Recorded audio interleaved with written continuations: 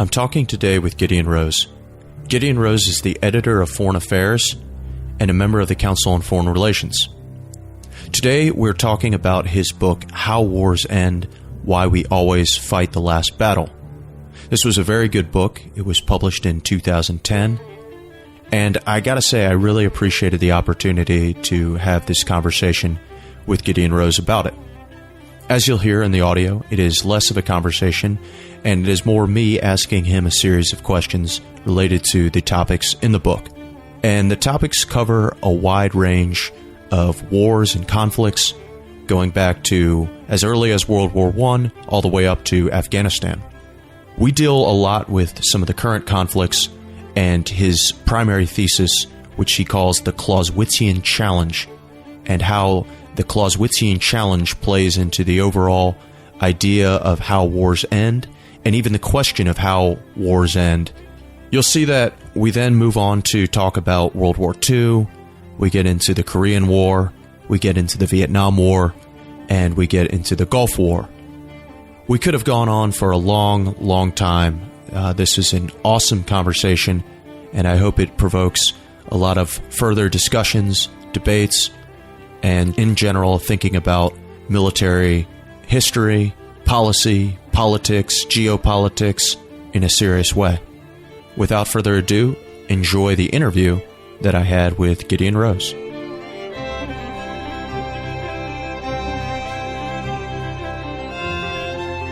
Mr. Rose, thank you so much for being with us today. I really am excited for the conversation, and we'll just jump right into it with Chapter 1, which is called The Clausewitzian Challenge in your book, How Wars End, which was a fantastic book, by the way. I really enjoyed this. Thank you. So I guess you could start by actually explaining to us who exactly was Karl von Clausewitz and why is he relevant to the topic of how wars end? Okay, so Clausewitz was a great German military officer and theorist. He wrote a classic work called On War in the early 19th century, and it was kind of a mixture of the ruminations of a wise, experienced officer on the changing subject of warfare in his day. He had just lived through the Napoleonic Wars and seen changes in military practice, but also he was essentially a German philosopher in a period when German philosophy was digging deep into the nature of things.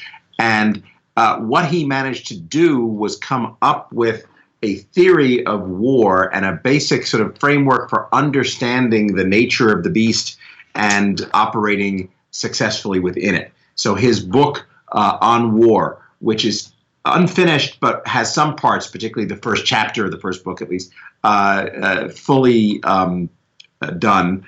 And it really represents the pinnacle of thinking, or has been seen that way for the last couple of hundred years, of how to think about war.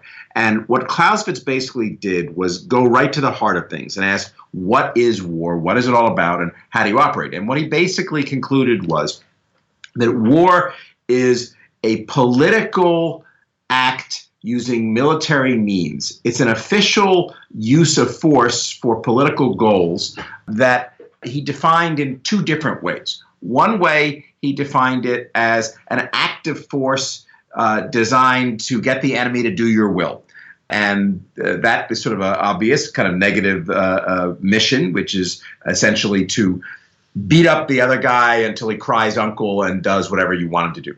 But he also defined war as the continuation of politics and political intercourse with the addition of other means. And what he meant by that was that war is not just an act of violence, it is an act of violence to achieve some sort of political goal. And that political goal is not necessarily related to the military means used. It pre-exists them, and in fact, there's a relationship after the war as well. And so the way to think about a belligerent relationship is you have a relationship with a country that you add military force to, i.e. you're going along with politics, suddenly force is part of it as well.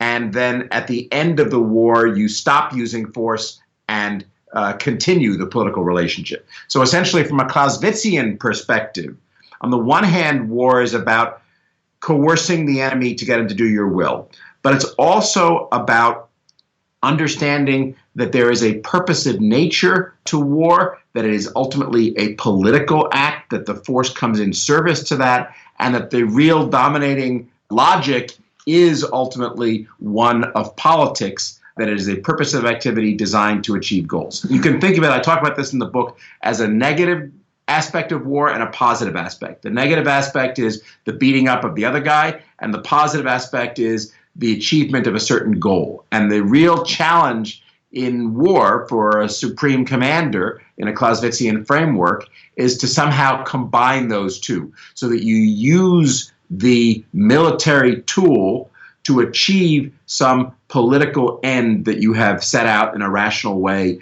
that will further your country's interests and your overall objectives. Well, that makes a lot of sense. And I know that within the military, we talk a lot about defining the end state. And a lot of the times the end state relates specifically to the battlefield, and it relates specifically to what we want the battlefield to look like with respect to friendly forces, enemy forces, and who controls the terrain. And I noticed that in the book, you get very much into the details of a lot of times the end state goes beyond the physical battlefield and it stretches into the political realm, as you mentioned with Clausewitz. Now, do you think that military planners should be more cognizant of the political ends of war, or do you put a lot of blame on, or do you think that it's more incumbent on politicians and policymakers to actually focus on that? Or should they both be coordinating more closely aligned in thinking about dual roles as far as the military campaign and then the political resolution? Well, what I would say about this is that the political aspect, although it can be part of any aspect of war, and we can get into that if you want, realistically, the stuff I'm talking about comes in most at the highest levels of planning, at the National Command Authority level. And one way to think about it is, so, there's this five-paragraph order, and that people are familiar with, tactical operations. If you think about an operational order, a larger scale one, it's almost like a series of nested Russian dolls in which you have sort of units who are tasked with carrying out a mission, and that is kind of nested in some larger set of missions all the way up the chain. And in one sense, you can think of the war itself, the overarching conflict, as hypothetically or in theory being governed by a comparable kind of order that specifies the purpose of the enterprise, that specifies the tools you'll be using to achieve that looks into the enemy forces, that understands the situation, that specifies how you will accomplish the task in question. The challenge is that civilian authorities, the National Command Authority at the very top of the pyramid, isn't necessarily trained in a disciplined way about thinking through the kind of planning that the military hierarchy drills into its denizens for even routine operations. And the scary part is that the detailed planning that goes into campaign planning, let's say, is often not matched by comparably detailed, rigorous planning at the highest levels of a National Command Authority. And a simple example of that, and perhaps the most obvious and grating example of that, is the Iraq War in 2003. And if you think about the planning that was done by the military for the invasion of Iraq, and if you think about how the orders were detailed down to the slightest details, and yet the question of what the United States wanted to do with Iraq after Saddam Hussein had been toppled from power was never really answered. There were no detailed plans. There was division inside the government. There was incompetence. And the entire enterprise essentially went into disaster, not when the initial military tactical plans were not executed or failed in practice. The military did its job properly early on during the actual initial hostilities, but there was no plan for making the country successful, for making the entire operation successful after the initial fighting had stopped. And that's because nobody held the National Command Authority accountable for preparing detailed plans about what to do with the country after the war, because there was never actually any even initial decision to go to war. There was no formal document that said, here's where we're going to war for these reasons, for this kind of stuff. Essentially, the civilian command authorities all too often operate at a level of amateurishness and lack of professionalism and lack of planning that the military would never allow itself. Professionalism in the military dictates a level of sophisticated, realistic planning that usually prevents, these days, significant operational disasters. In the old days, there were lots of operational disasters because we didn't have as much of a professional military. These days, we have an educated, professional, serious military that takes its job very seriously. And we don't have a whole lot of organizational, operational fuck-ups in ways that we might have had in the past in some kind of situations. And if we do, they're mistakes. Unfortunately, that degree of disciplined planning is not characteristic of the highest, always necessarily characteristic of the highest level civilian command authority. And so that's what I'm talking about in the book, the highest level of planning for the strategy of the war itself, not the lowest level of tactics. And the answer is that's really a civilian authority, but it's something that the military, the professional military, needs to understand really carefully and help educate the civilian authorities about the importance of. So what you had in the Gulf War, in the Iraq War, that enabled this screw-up to happen was you had a military commander, the theater commander, General Tommy Franks, the head of CENTCOM, who basically abdicated any responsibility for what was happening after the fighting stopped. He took a very bizarre and non-Clausewitzian view of the situation. He defined his role simply as creating a military operation to topple Saddam, almost seeing it as a kind of tactical step in a larger thing, and explicitly said, and I quote this in the book, to the Defense Department hierarchy above him, you worry about what happens after. That's not my job. I'm just here during the day. I'm just here for the war. I have to plan that. You get out of my hair when I'm talking about planning the war, and I'll get out of your hair and leave to you the follow-on responsibilities for Iraq. The problem with that level of thinking, which would be kind of okay in a junior officer who was passing the baton of an operation off to another officer, another troop force relieving one group, and so you say, okay, look, we were doing with this, now we're going to pass it on to you. The problem is nobody was doing that follow-on planning for what happened after. And because the civilians were incompetent or ideological or just didn't understand their jobs properly, and because they were screwing up, it should have fallen in that regard, it seems to me, to the military to say to their civilian counterparts, look, there's a key component of this plan. We call it at that point phase 4. You haven't done any of this. You need to. And all we're doing in phases 1, 2, and 3 only matters insofar as it contributes to a successful phase 4. And so if you can't give me that plans, I can't do my job properly. Franks erred in seeing his job as toppling Saddam Hussein, not as creating an end state in Iraq that achieved U.S. national objectives. Now, that was the National Command Authority's job to do it, but if they were not doing it properly, the military should have forced them to do it properly or suggested they do it properly or registered severe dissents along the way. And as it was, you got a war that was well planned at lower levels and incredibly poorly planned at the higher levels, and then went into absolute disaster with consequences we all know about.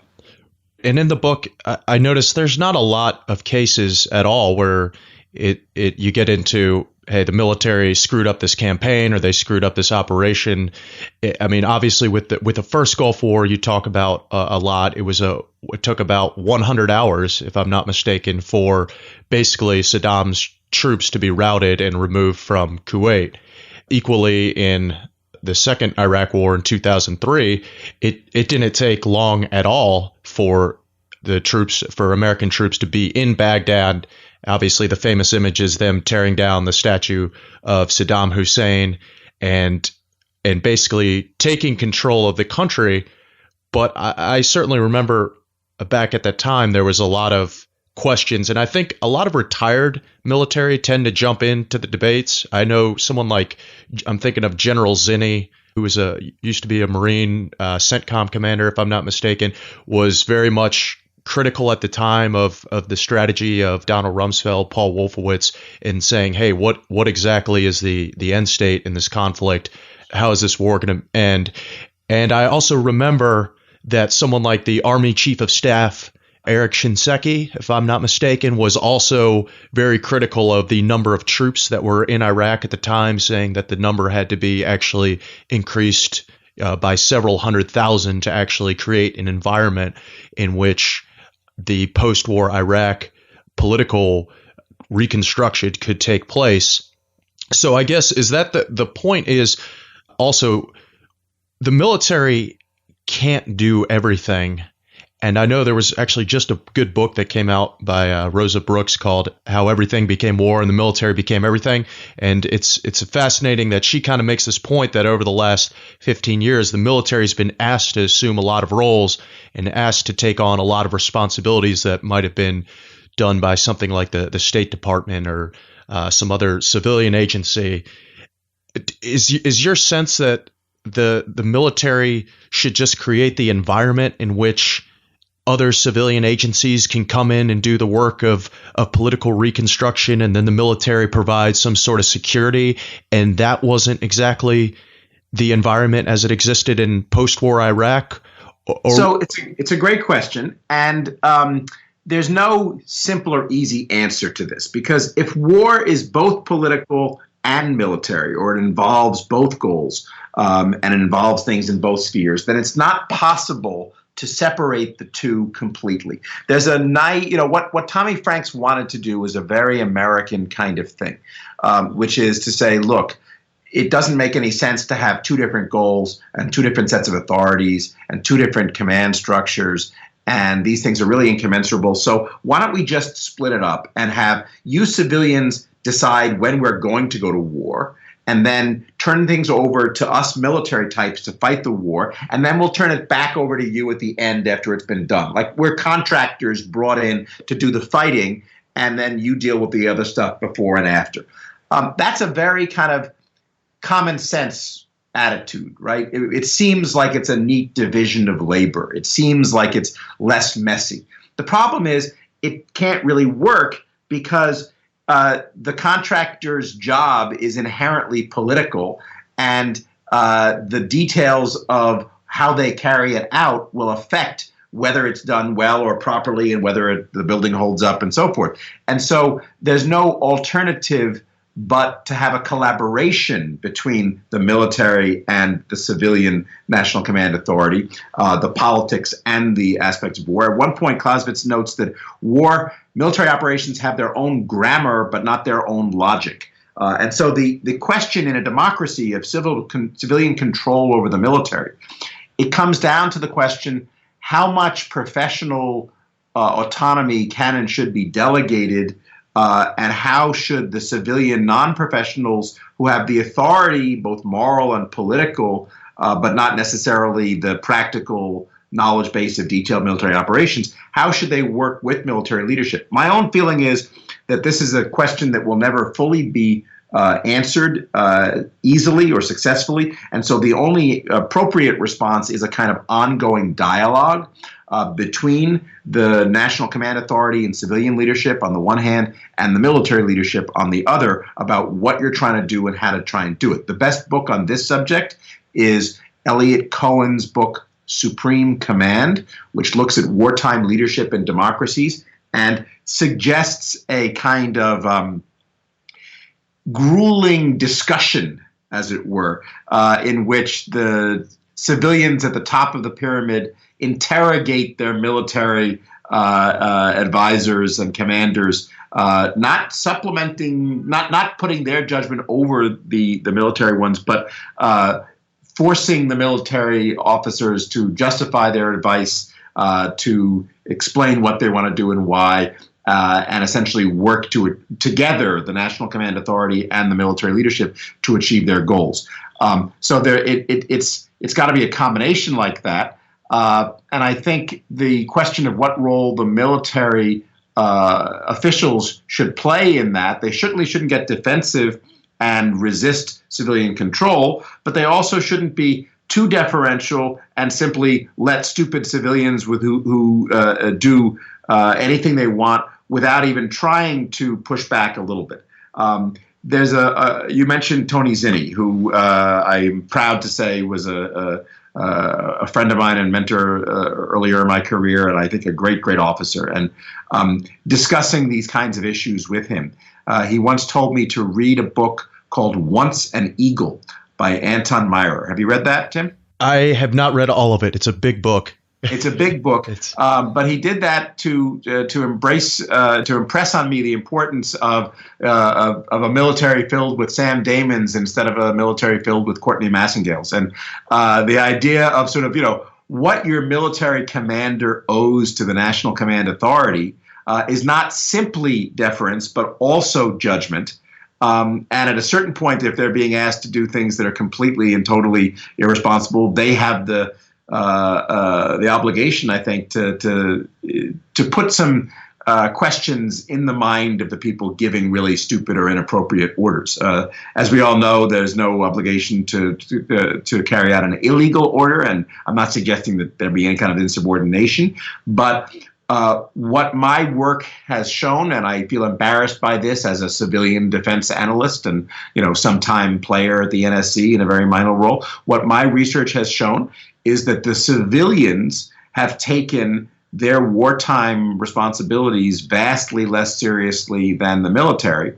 And unfortunately, if you screw up at the top level, then all the good things carried out at the bottom level don't go anywhere because you're pointed in the wrong direction.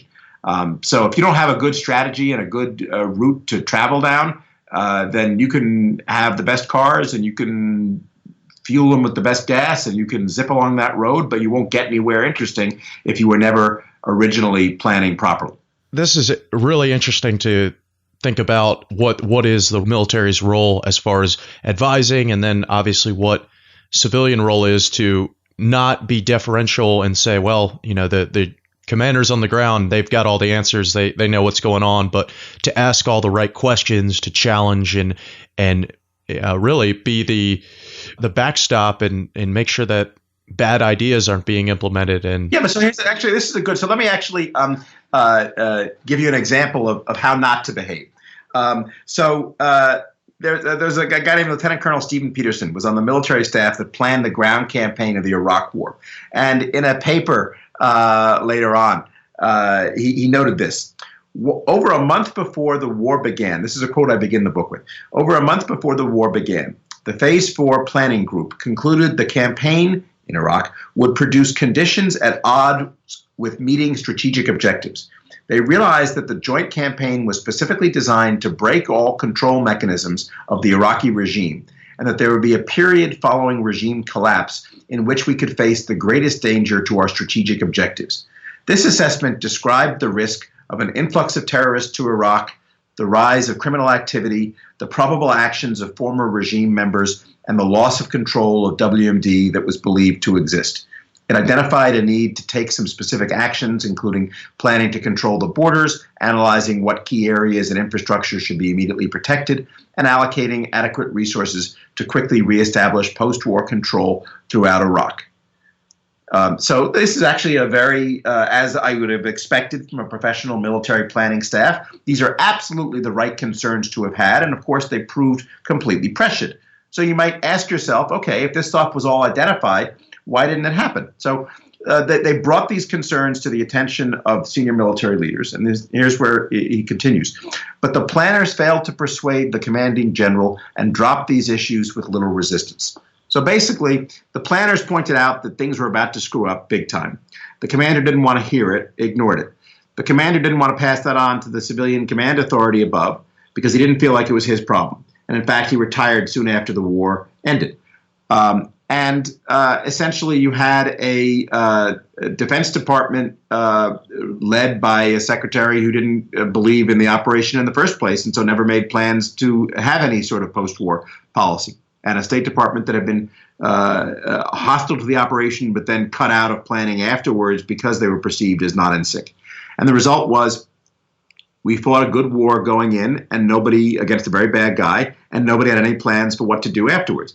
Now, the question of how much there should have been dissent going up the chain of command saying, guys, you can't just ignore this, is a really interesting question. You mentioned Shinseki. He was shot down at a hearing by the Deputy Secretary of Defense, who basically said it's unthinkable that his concerns would be correct. And they announced his reposting, or they announced his replacement a few months earlier. And all it took was that kind of public slapdown of Shinseki and the general deference in the military to essentially stifle anybody's desire to tell the bosses up the chain of command that they were doing something really dumb that was going to end in disaster.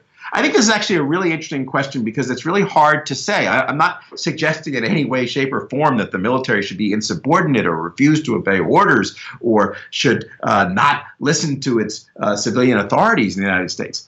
But I do find it fascinating. In Iraq, we know that Saddam Hussein would do things like take generals or politicians who disagreed with him in public and literally kidnap them, torture them, and deliver their bodies back in pieces to their house so that everybody would know this is what happened when you dissented. It's not surprising at all, because we now have all the records of the regime in Iraq after the fact that we captured. It's not surprising that in that kind of environment, information flows got polluted, that people were scared to tell the boss, that's a dumb idea. If you do that, that's going to come a cropper and we're all going to have a defeat. If you said that in Saddam Hussein's Iraq, you would be put in a basket in pieces on your front porch. So it's kind of clear why Saddam's generals didn't say anything realistically to him about what was going on, and why the Saddam military communications operation was led by Baghdad Bob, if you recall. The spokesman who was literally a propagandist who kept giving disinformation and misinformation about what was actually happening in the war. What's interesting to me is all it took in the U.S.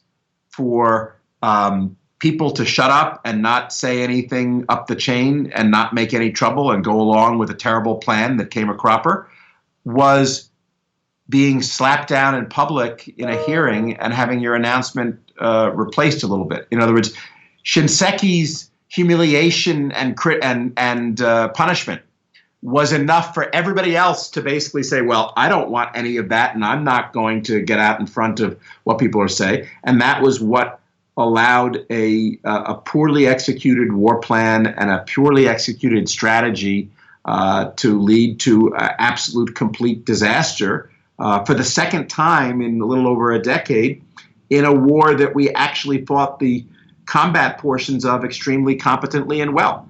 And so this is anybody looking at the Iraq War and the Gulf War has to start from the fact that our military operations were actually extremely impressive and achieved decisive, immediate results in combat, but that our political management of the linkage of those operations to some larger strategic purpose was completely bungled because nobody ever thought clearly about it or was willing to link military and political objectives in a careful, reasoned way. And that's because nobody had to do the kind of disciplined planning that you in the military learn to do as part of your daily jobs on a regular basis. And so in some sense, the entire book is really a call for professionalism at the National Command Authority level in terms of strategizing about war, up to the level that the military itself plans so effectively these days. And I think that a lot of this conversation, when we're speaking to military personnel in particular, is how can we educate our civilian leadership, and how can we basically be good ambassadors to what it is we do, what our role is, where we are in planning operations, and then as a means to put the impetus on civilians to realize, hey, it's military lives that are at stake and that are at jeopardy when we're planning these things. So do a good job and don't whitewash things. Absolutely. These are great. And it's interesting. There's a sense, this is one of the great challenges of public service. And I mean that seriously, because on the one hand, bureaucracies and government departments and institutions can't function if everybody thinks for themselves and doesn't follow orders. If every single member of the armed services did whatever they thought was right at that particular moment, rather than simply doing what the higher level officers told them to do, you'd have absolute chaos. So that's obviously not an answer. On the other hand, we all know after World War II, that the defense of, hey, I was just following orders doesn't count for much if you're doing anything that's truly evil and illegal, nor, frankly, in my opinion, should it hold much weight if you're doing something that you know to be so incompetent as to be likely to produce disaster for you, for your troops, for your country. And yet, what the mechanisms and procedures are for sending word up the line that this is really a dumb idea, and what you do when that's told back to you, hey, this is really a dumb, you may think it's a dumb idea, but we think it's a good one, so just shut up and do your jobs. That strikes me that it's something that the highest levels of the military, the Pentagon senior leadership, the Joint Chiefs, the theater commanders, etc., the people involved in war, they have an obligation at that point, it seems to me, either to ensure some kind of basic professional competence in the operations, or if they really feel that they can't, then they have an obligation to at least threaten to resign rather than be part of an operation that would screw up. You mentioned Tony Zinni again. What would have happened if Tony Zinni had been CENTCOM commander in 2002 and 3 is a very interesting question because Tony Zinni would not have signed off on the plan that Tommy Franks did. And either they would have done a better plan, or Zinni would have quit, or he would have been reassigned, or what? I don't know. But it's an interesting question. And again, I go back to the Elliott Cohen book about dialogue, in which, on the one hand, it's important for the National Command Authority to dialogue with military leadership. It's also important for the military leadership to dialogue with the National Command Authority and try to make them understand the consequences of what they're trying to do. Excellent. And I know we could stay on the topic of the last 15 years, the Iraq War, for a long, long time. I do want to get into some of the other history in the book really quickly, though. I noticed, though, in the chapter on the Iraq War, and then the first chapter, which is the Clausewitzian Challenge, that talks a lot about the Iraq War, and then the final chapter, From Afghanistan and Beyond, again, comes back to that war. The names Colin Powell, Condoleezza Rice, Donald Rumsfeld come up again and again, obviously.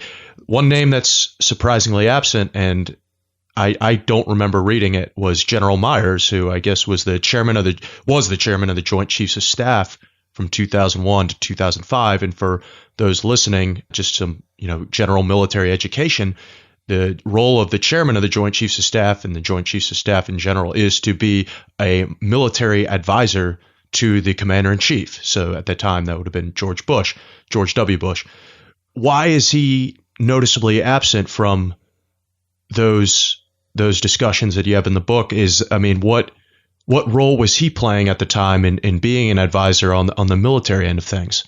Okay, so what you see in any administration is a White House that essentially sets up the operations of government as it wants them to be set up. And so there's a great deal of freedom and flexibility. Again, outside the Pentagon, at least, there's a great deal of freedom and flexibility in the civilian side of government and the White House side of government in particular. And presidents set up an arrangement of advisors and an arrangement of command and control that is sort of highly personalized and idiosyncratic. Ultimately, that means they get what they want in terms of the advising structure, the amount of chaos, the amount of discipline planning, etc. And each one does it somewhat differently. In this case, in 2003, or in the run-up to the Iraq War, and during the Iraq War, once they decided to start a war, once they decided to go to war in Iraq, the real players were the people directly in the chain of the National Command Authority from the top to the bottom. And the key players in that chain were the president, George W. Bush at the top, Donald Rumsfeld, the Secretary of Defense, next, and Tommy Franks, the CENTCOM commander, below that. So Myers and the Joint Chiefs were operating as advisors to the president and military and running the U.S. military. But once they decided to go to war, and the president just decided that, to do that himself, has the authority to do that, the only people who actually were directly relevant to stopping it or affecting what happened were Bush, Rumsfeld, and Franks. So, for example, you hear a lot about in discussions of the Iraq War about Cheney. Cheney had no actual role legally or formally in these plans as the vice president. He wasn't in a position to to control anybody or order anybody. And so any influence that Cheney might have had, for example, come simply in via Bush and Rumsfeld, right? So you almost don't need to look at Cheney's role because the decisions are ultimately made by Bush and Rumsfeld and Franks. And so in the same way, the decisions regarding the war planning are made by Bush and Rumsfeld and Franks and not by Myers and the Joint Chiefs. And I think that is important for people to understand that the Joint Chiefs themselves don't have any command role. They don't make decisions in the sense that the combatant commanders like Tommy Franks made decisions in his area of operations, which was the Central Command, CENTCOM, and then obviously up to the top, the commander-in-chief making the overall decisions. I guess really I would have expected maybe to see something like General Myers and the Joint Chiefs responded to these actions by saying X, Y, and Z, or this is the way ahead, or this is the best course of action. And looking for where was the advice, where was the guidance in the sense of directing the commander-in-chief towards good decisions. I would love to see that as well. I have not seen that. I will be very curious to see what records are available after the fact to help further trace administration decision-making from I would say September 11th, 2001 through, let's say, the summer of 2003. There were a whole series of controversial decisions that we know got made and culminating ultimately in the erection of the Coalition Provisional Authority to run Iraq. But everything from the September 11th to there, I'd love to see some of those detailed records. We've had to piece it together from memoirs, from public records, from a few things that have been released, and the who was dissenting in what ways. It'll be very interesting. There was something called the Revolt of the Generals later on. But that was literally after the war had already been lost, essentially, or was going downward into a death spiral, and it was not beforehand. It's funny in that regard. Someone once asked Lieutenant General Conway, the commander of the 1st Marine Expeditionary Force, which helped capture Baghdad. Someone asked him about whether post-war planning inevitably gets short shrift compared to planning for combat. And he said, you shoot the wolf closer to the sled. And that's, on the one hand, that's true in a battlefield situation. Sure. But it's not true in a planning situation. The whole point should be that you do the planning necessary for the whole operation when you still are able to do so, and you don't actually launch the operation until you need to do so, until you got everything ready. And sort of they just failed to do so. And I'd be very curious there will be people whose reputation, let's put it this way, Iraq was such a fiasco that reputations deserve to be affected by it positively and negatively. And so people like Petraeus and Odierno and Ryan Crocker deserve the boosts that their reputation got because of their ultimately successful service in a variety of ways in Iraq. But the people who were responsible for the world's far and away most powerful military fighting a war against a vastly weaker enemy, who were able to beat up the bad guy but then couldn't establish a stable situation afterward, and ultimately withdrew with their tail between their legs and let the country slide into chaos again. That should be taught as a professional disaster of what not to do.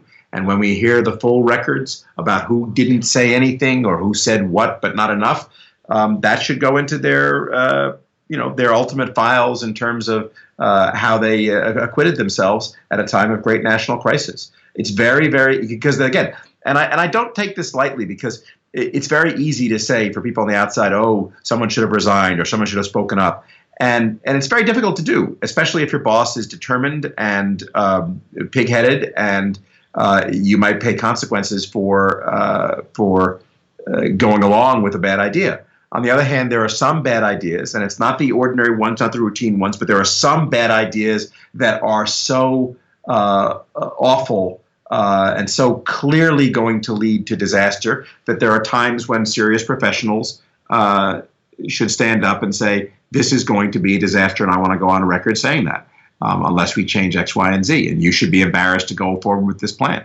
And nobody said that in the White House up the chain of command. Nobody was prepared to say boo. And the result was everything went along fine until everything went into disaster. And as you mentioned, the goal isn't to sit here and play Monday morning quarterback in the sense of, hey, the big blame game. It's really the purpose of this discussion and studying history is ideally so we don't make the same mistakes again. Oh, absolutely. And in fact, Iraq was just the perfect storm. We've made similar mistakes in every single war we fought. For sure.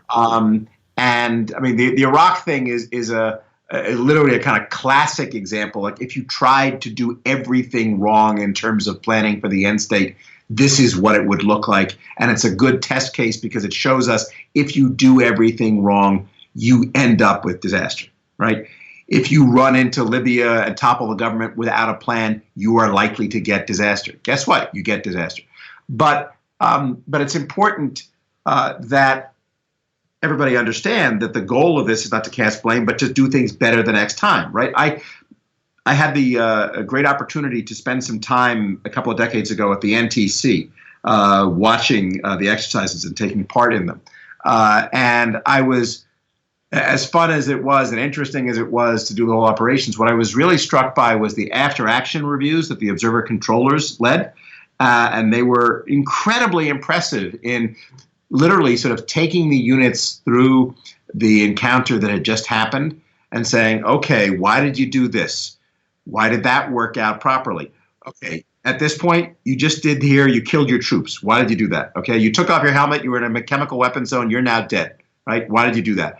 And in effect, the teaching and learning and the commitment to improving and doing better that in fact has made our military so extraordinarily good these days at the tactical and operational level.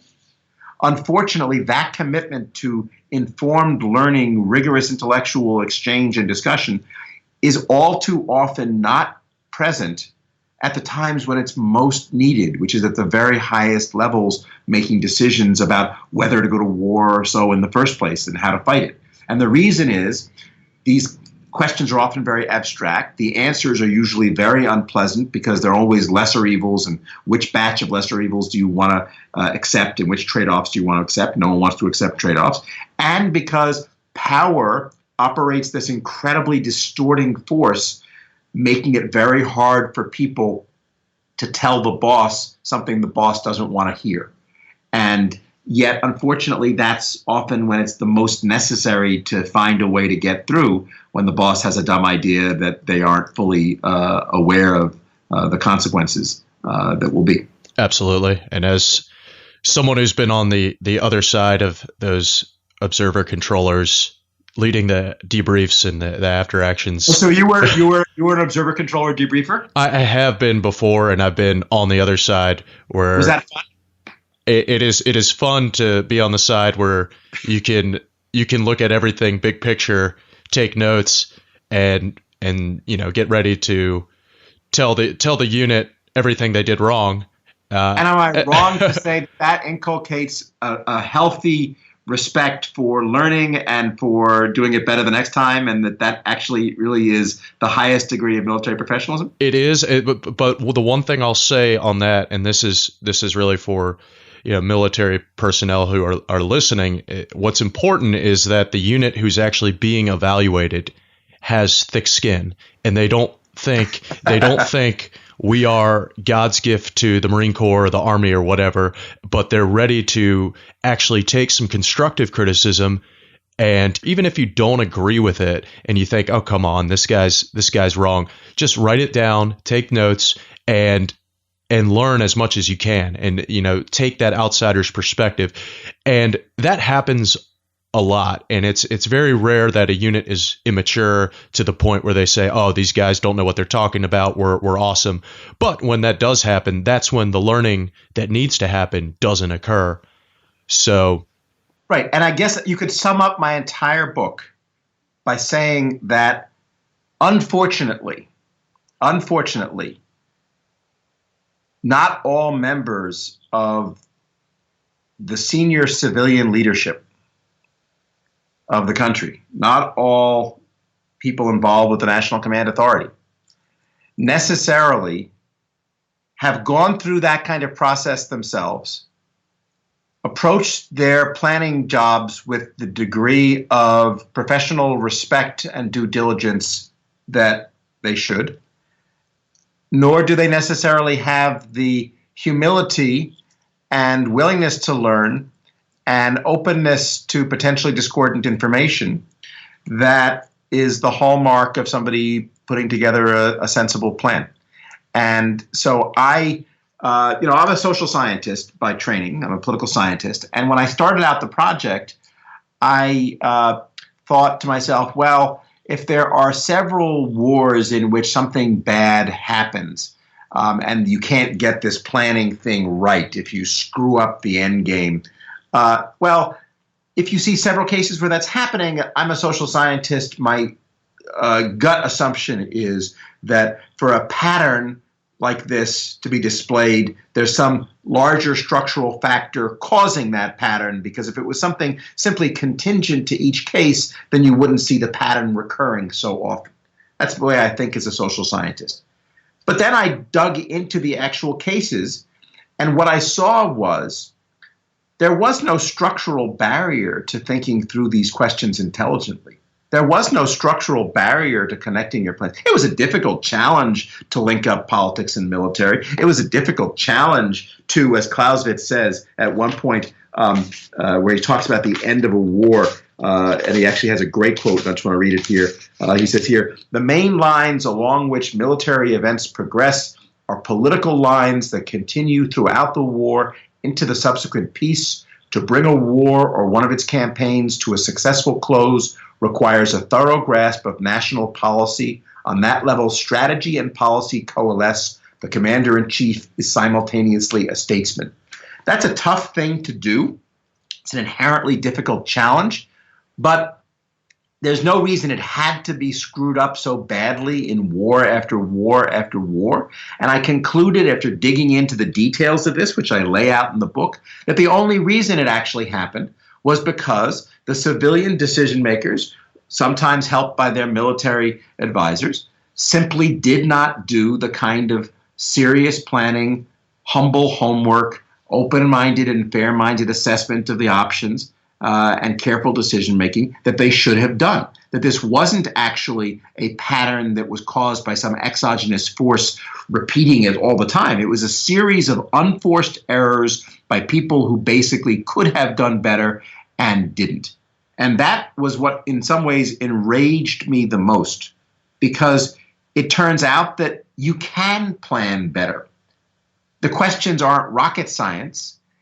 It's just a question of forcing yourself to go through that discipline. And again, as a civilian professional defense analyst, it enrages me that my counterparts who helped plan these wars didn't do their jobs the way they should have. And as a result, wars were lost that didn't need to be, wars that were fought that should never have been fought. People died, both our own soldiers and enemy combatants and non-combatants who shouldn't have died. And it's a question, basically, look, I came away from this whole book just thinking that it's imperative to take what you're doing really, really seriously. You guys know that in the military, and the best traditions of military professionalism inculcate that. And to be fair, some of the people in the White House and National Security Council over the years feel that way as well and try their best, but not all of them take the professional implications of that seriously, which is, if you are going to be doing something as serious as sending troops into battle, then you damn well better have planned it to a fare thee well. Not because everything's going to go exactly the way that you think, but because you've scoped out the various scenarios, you have a good shot at knowing what you're going to do and it'll work, and then you actually have some sense of the potential problems that could occur and already are thinking of what backup plans you would make if some of those unfortunate scenarios happened instead. Let's shift gears to nerd out on some military history. You got it. And I want to kind of take what feels a little bit negative right now and actually look at some examples, in your opinion, in which policymakers, the civilian sector and the military have worked well together, and we've actually ended wars in a good way. And I'm tempted to roll into World War II. I feel like that was the one shining example, the better example. It's a better example. It's funny, as I went along this, somebody said, that I was doing a lot of book talks, where are the positive examples? Where is the really good stuff that you did? And who's done wars really well? And it's tough because in some respects, in a limited sense, if you wanted to know who's done this well, look at Bismarck in the wars of German unification and the late 19th century, because he managed to sort of fight very discrete wars for particular ends to stop them on a dime to achieve those ends. Now, there are problems with that as well. And I'm not suggesting we want to be Bismarckian, because ultimately the system that he set up fell apart in a very bad way and led to World War I. But at the level of German national policy, it was actually pretty good. For World War II, we got some very big things right. We got in World War II two major things right and one thing wrong. The two things we got right were the notion that ultimately the aggression and the danger and the threat emerging from Nazi Germany, fascist Italy, Imperial Japan were connected to the internal regimes in those countries. And so to prevent a recurrence, it was not just necessary to beat their forces in being, but to fundamentally change the nature of politics in that country. So after World War I, basically, we sort of beat the Germans and then sort of left a little bit. And eventually came back. In World War II, we realized, well, we really need to do more to prevent this happening again another generation down the road. So the first thing they got right was to essentially fight for unconditional surrender, which, by the way, was legit as a tool to keep the alliance together. If you wanted to fight a war with Russia against the Nazis and the Russians and you thought that you were each going to defect or might defect, then having a pact to fight to the end is a great way to keep the alliance together, because otherwise you'd be really scared about each side making a side deal. But beyond the alliance keeping together, the notion that you wanted to restructure Germany and Japan afterwards to make them fundamentally less aggressive, nationalistic, and so forth was a very ambitious but a very good, wise point ultimately. So that was one thing we did correct. Second thing, and we kept the fighting going until they committed unconditionally to surrender. Second thing was we recognized that we needed to be there on the ground, helping them get back on their feet as countries. And if we were going to restructure these countries, we needed to do so seriously and thoroughly over a long period of time, including help as well as punishment, including a variety of things. And so we established serious occupations with serious people to do serious things in these countries that ultimately led to Germany and Japan being the incredibly impressive countries and allies that they are today. So we understood what they needed to change. We needed not just to have a war, but a war to defeat their systems as well as their armies. Second, that we needed to restructure them in a better way.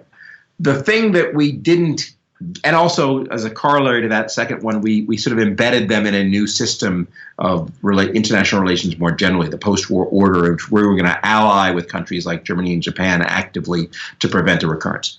The thing we didn't get right in World War II was nobody actually planned for what would happen if the Soviets and we had a falling out after the war. It sounds kind of crazy, because here you are fighting the war against the Nazis, but you're partnering with the Soviet Union under Stalin to do this. If there's any regime that could potentially give the Nazis a run for its money in terms of being vile and nasty and so forth, certainly the Soviet Union would count in that regard. And yet, sort of the idea that you were going to have problems with these guys as partners down the road, and you might want to plan for that, in effect, plan for the Cold War that was kind of inevitable when our and Russian visions for the world came into conflict in the post-war era. That they never did. It's an interesting question why. My own feeling is that it was psychological. World War I was massive on a scale that nobody had ever seen before. When it was called the war to end all wars, in part because people couldn't imagine anything worse ever happening again, so it had to be the end. A generation later, you end up with even worse destruction, even more horrible disasters. The notion that you had to plan not just for the end of this war, but for a post-war era in which conflict could once again be a possibility. That was something I think that was so psychologically repulsive or difficult for American planners to get their minds around that they really couldn't actually plan for it. But for whatever reason, also Roosevelt didn't want to, and he convinced himself into thinking that he could deal with Stalin. But for whatever reason, we didn't do any planning for a post-war conflict. And the most kind of amusing, it sounds sick to say it's amusing, but it is kind of amusing when you think about it, aspect of this and a best proof of this is Berlin. Now, there's something called the Berlin airlift. Basically, Berlin ends up in the Russian zone of Germany and after World War II. And West Berlin becomes this Allied outpost in an increasingly hostile environment in the early Cold War. And at one point, the Russians tried to crack down on the Allies by pressuring West Berlin, and they cut off various connections to it. And at this point, there's a Berlin airlift in which a massive series of planes flying in and out drop off supplies to keep West Berlin going until the crisis is over. And in one sense, this is usually treated as a heroic episode and a great improvisation and a great sensible victory in the Cold War or step towards the post-war order. And it is all those things. But it's also this incredible comment on crappy planning. Who would ever have located half of the German capital deliberately as a free entity many, many miles behind enemy lines with no plans agreed upon for resupply in a crisis, no protections against being squeezed or held hostage, and no plans for how to deal with the Soviets if that ever happened? It's obviously a sign that nobody ever thought about the notion that, gee, what will we do with Berlin if the Russians ever try to squeeze us there? That just never had occurred to that, because if that thought had occurred to you, you would have carved out some arrangements and you wouldn't have had to improvise with the Berlin airlift when you did later on. And so the World War II, they got a lot of good things right with regard to the defeated enemies. They get a lot of good things right with regard to the post-war order and helping the world transition from the 30s into something better. But they don't really understand the coming Cold War or can't bring themselves to face it. And so they set up a set of post-war plans that are universal involving the Soviets and then have to kind of junk those in preference for a set of regional assessments. So the way I treat this is, I think you have to think about the late 1940s and maybe even the early 1950s as a kind of postscript or epilogue to the Second World War, in which the final acts of the positive war, why are you fighting this, get brought in. In other words, if you think about the British loan, the Marshall Plan, the Truman Doctrine, NATO, the Japan Alliance, things like that, all those are essentially the epilogue to the positive war you fought in World War II. This was the part that helps stabilize, lock in, and erect a peaceful, democratic, American-led order in the wake of the war that has successfully lasted for 70 years. And it'd be interesting as a historical counterfactual to actually think about, well, what would have happened if the Marshall Plan hadn't been enacted or the Truman Doctrine hadn't been a thing? Where would Europe have ended up? What would have? It's very scary and very difficult to understand. Another good example of how, again, people don't recognize things that aren't planned. So when the George H.W. Bush administration went to war in the Gulf to reverse Saddam Hussein's invasion of Kuwait, they never really, they focused their attention on military operations to push the Iraqi forces out of Kuwait, to defeat them in Kuwait and push them out. But they never really conceived of the larger goal of stabilizing the Gulf afterwards, because obviously the key question in the Gulf War was not just how to get Saddam out of Kuwait, but how to make sure that if he did get out of Kuwait, how he didn't come back in the next day, right? Because he managed to come in because Iraq is big and strong and Kuwait and Saudi Arabia are weak. And so the question really should have been not just how to get Saddam out of Kuwait, but how to make sure that that never happens again. And that means you had to deal with Iraq, not just Kuwait. But there were never any plans for doing that because, again, they didn't really want to think about the options because the options were kind of unpleasant. Right? You could go in and colonize Iraq. Well, that sounds thankless and nasty. You could do nothing, in which case you just let Saddam come back and terrorize the region again. You could do some kind of Korea containment in which you maintain forces in Kuwait and Saudi Arabia the way we maintain forces in South Korea so that you deter Iraq from doing it again. But they didn't want to do an open-ended long-term military deployment there. Colin Powell's military had no interest in that. So all the options, all the plausible options for dealing with Iraq after the fact, after the defeat, were unpleasant. You had to choose your poison. but they didn't want to, right? Who wants to choose a long-term garrisoning of Kuwait, a potential recurrence of the phenomenon, or an actual colonization of Iraq? Well, guess what? Those were the only options on the table.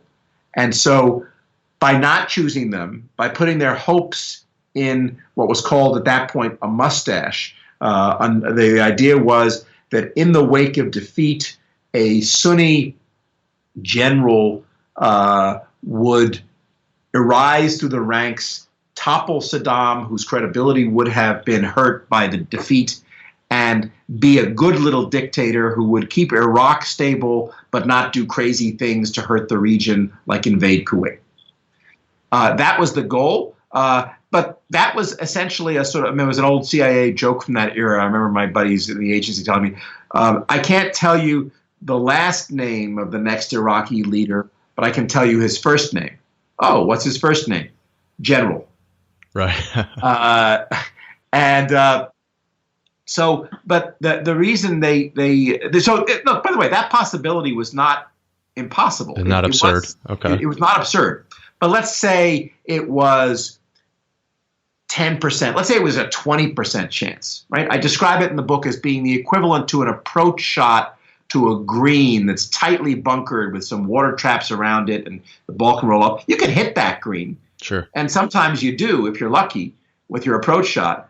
But you gotta want to have your sand game, in good order, or you want to take an approach that's an easy layup if necessary.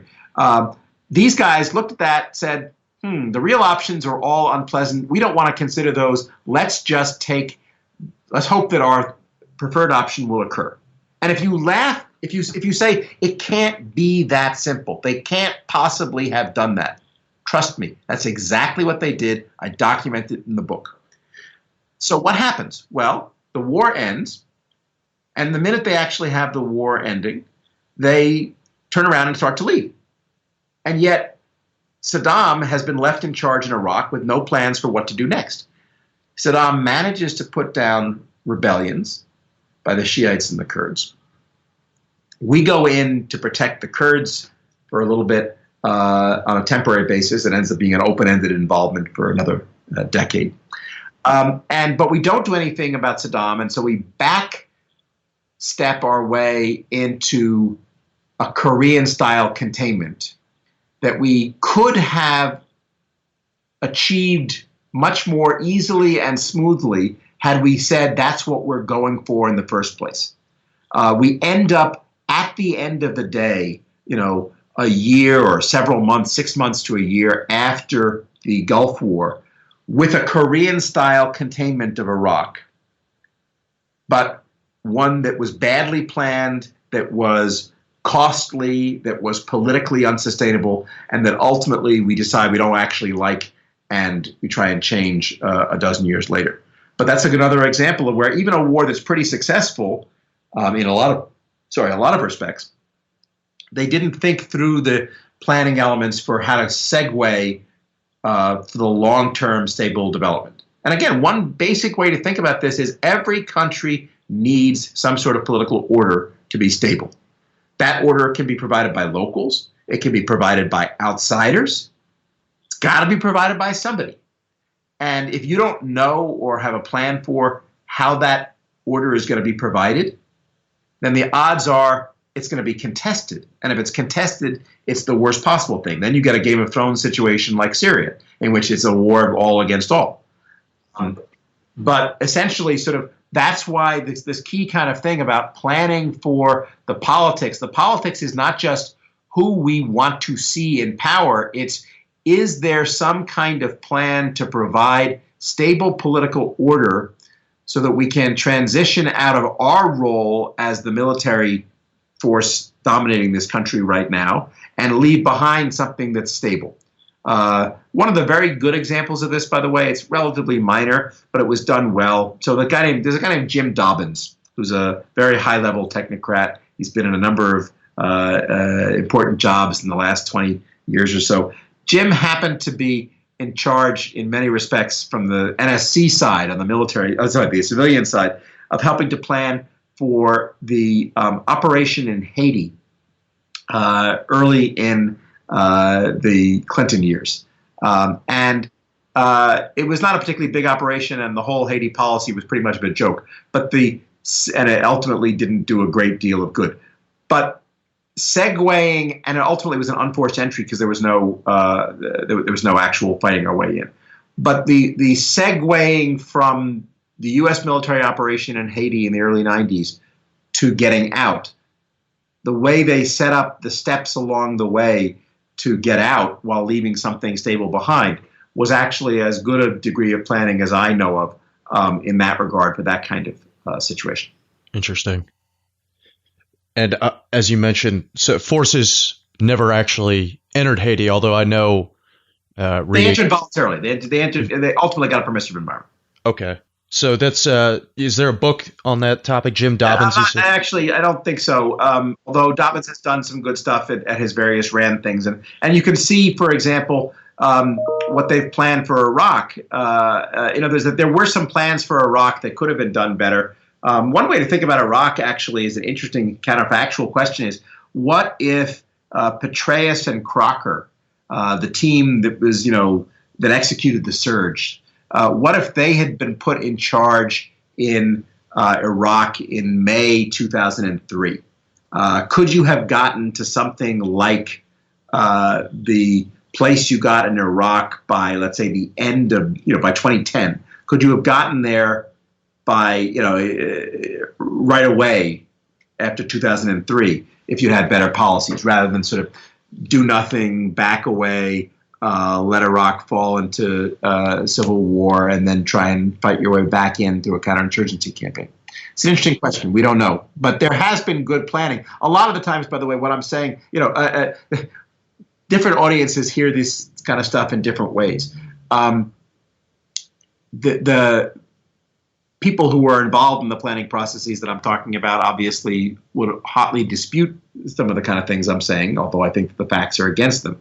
There are other people who are like, no shit, Sherlock, that's obviously the way things should go, and we were doing all that stuff, but no one listened to us, right? There's almost always somebody who's doing good planning because they're a responsible, serious professional. And then at some point or another telling the boss, hey, you should worry about this, and being told, get out of my, get out of here, get off my lawn. Right. So there are, in almost every case, there are particularly good. Here's a good example. Take Iraq even. My buddy Ken Pollock, who was one of the most prominent civilian supporters of the war in Iraq in 2003, wrote a book called Next Stop. No, that was his article, Next Stop Baghdad. He wrote a book about going to war in Iraq. And the book made 2 points. It was, we should go in and fight Iraq. It was called The Threatening Storm, The Case for Invading Iraq. That was his book. It was 2002. It was based on a foreign affairs article. That book made 2 points. We should fight a preventive war in Iraq, and we should do it this way. The Bush administration decided to take what he said about the war, but then not actually do things the way that he said they should be done. And so in a lot of these kind of, and it must be maddening because he was a poster boy for the war. So it's one of these kinds of things where you get a situation in which it's hard to actually do the things that you're supposed to do. No one's trying to do no one thinks, oh, I'm doing a bad job. I mean, obviously, a lot of people look at what were some of the seeds of the insurgency. A good book was Thomas Ricks's Fiascos, one I read a while back, that talks a lot about the de-Baathification strategy and puts blame on someone like Paul Bremer. But I mean, obviously at the time, Paul Bremer's not thinking, well, this is going to cause an insurgency. No, he's doing the best job he can with the information that he has. And I think, as we mentioned earlier, a lot of it is driven by, the understanding and the planning that's coming at the top. But absolutely. So, Bremer's an interesting character because there's a revisionist take on this subject that I happen to agree with, that people like Dobbins and the Rand crowd have been pushing to a certain extent, which is if you look at the Coalition Provisional Authority, if you look at CPA, they, which a lot of people see as this great disaster,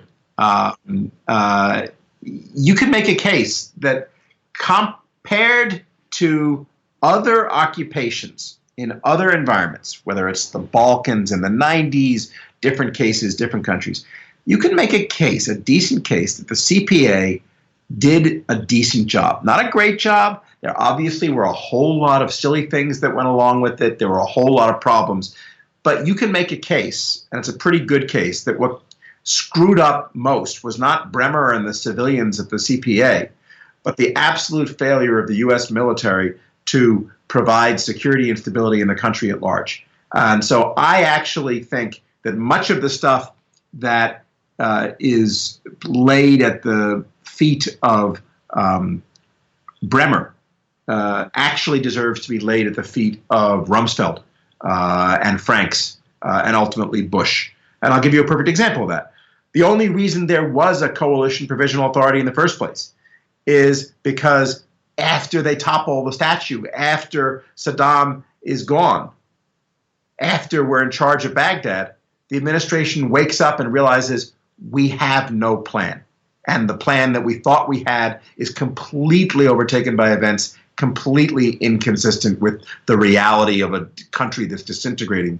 And so the only way to think about the CPA is as this hasty improvisation put in place as a response to the fact that you hadn't done any actual planning beforehand for this situation. Now, given that,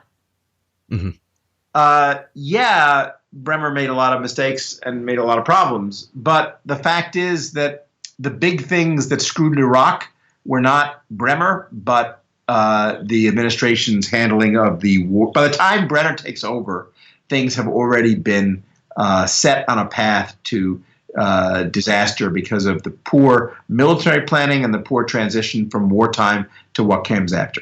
And again, to show you how predictable this was. And this is the key, because everyone says, oh, yeah, well, who could have known? Sure, what you're saying is right, but you're just a Monday morning quarterback. You couldn't possibly have known that these things would happen. BS. This is Ken Pollack writing in Foreign Affairs in early 2002, so more than a year before the war is launched, in the first major public call for the Iraq War. This is what Ken Pollack writes in Foreign Affairs. Using a standoff approach to regime change would limit American ability to control events while opening the door to mischief makers who would try to turn Saddam's fall to their own advantage. The military aspects of an invasion, actually, are likely to be the easiest part of the deal. The biggest headaches for the United States are likely to stem not from the invasion itself, but from its aftermath. Once the country has been conquered and Saddam's regime driven from power, the United States would be left owning a country of 22 million people ravaged by more than 2 decades of war, totalitarian misrule, and severe deprivation.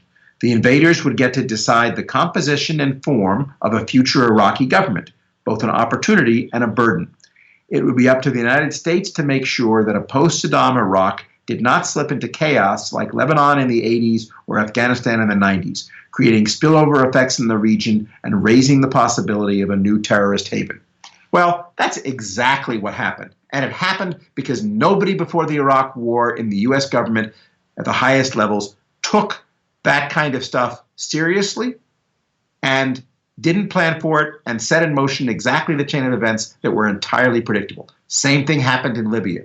It's not just partisan.